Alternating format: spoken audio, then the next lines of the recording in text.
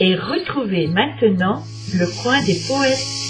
Présenté par Arlène et Manu.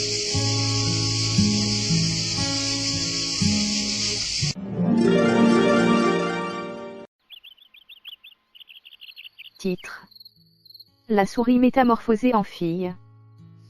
Une souris tomba du bec d'un chat-huant, je ne l'eusse pas ramassée. Mais un brahmin le fit, je le crois aisément, chaque pays a sa pensée. La souris était fort froissée de cette sorte de prochain. Nous nous soucions peu, mais le peuple brahmin le traite en frère, ils ont en tête que notre âme au sortir d'un roi entre dans un ciron, ou dans telle autre bête qu'il plaît au sort. C'est là l'un des points de leur loi.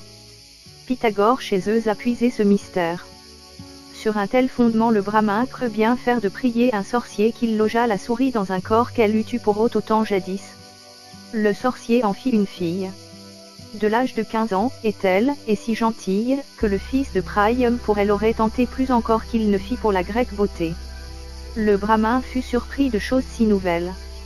Il dit à cet objet si doux: vous n'avez qu'à choisir, car chacun est jaloux de l'honneur d'être votre époux. En ce cas je donne, dit-elle, ma voix au plus puissant de tous. Soleil, s'écria alors le brahmin à genoux, c'est toi qui seras notre gendre. Non, dit-il, ce nuage épais est plus puissant que moi, puisqu'il cache mes traits, je vous conseille de le prendre. Eh bien, dit le brahmin au nuage volant, es-tu né pour ma fille? Hélas non, car le vent me chasse à son plaisir de contrée en contrée, je n'entreprendrai point sur les droits de Borée. Le brahmin fâché s'écria: au vent donc, puisque vent y a, viens dans les bras de notre belle. Il accourait, un mont en chemin l'arrêta. L'étoffe passant à celui-là, il le renvoie, et dit, j'aurais une querelle avec le rat, et l'offenser. Ce serait être fou, lui qui peut me percer. Au mot de rat, la damoiselle ouvrit l'oreille, il fut l'époux. Un rat, c'est de ses coups qu'amour fait, témoin tel et tel. Mais ceci soit dit entre nous. On tient toujours du lieu dont on vient. Cette fable prouve assez bien ce point, mais à la voir de près, quelque peu de sophisme entre parmi ses traits, car quel époux n'est point au soleil préférable en s'y prenant ainsi? Dirais-je qu'un géant est moins fort qu'une puce? Elle le mord pourtant. Le rat devait aussi renvoyer, pour bien faire, la belle au chat, le chat au chien, le chien au loup. Par le moyen de cet argument circulaire, Pilpé jusqu'au soleil eut enfin remonté, le soleil eut joui de la jeune beauté. Revenons, s'il se peut, à la métempsychose, le sorcier du brahmin fit sans doute une chose qui, loin de la prouver, fait voir sa fausseté.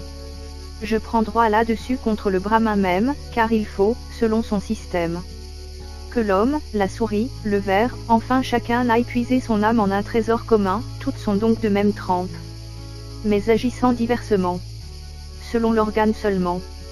L'une s'élève, et l'autre rampe. D'où vient donc que ce corps si bien organisé ne put obliger son hôtesse de s'unir au soleil? Un rat eut sa tendresse tout débattu, tout bien pesé. Les âmes des souris et les âmes des belles sont très différentes entre elles. Il en faut revenir toujours à son destin, c'est-à-dire, à la loi par le ciel établie. Parlez au diable, employez la magie. Vous ne détournerez nul être de sa fin. Auteur: Jean de La Fontaine.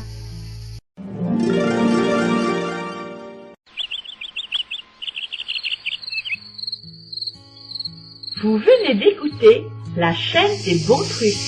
Présenté par Arlène et Manu.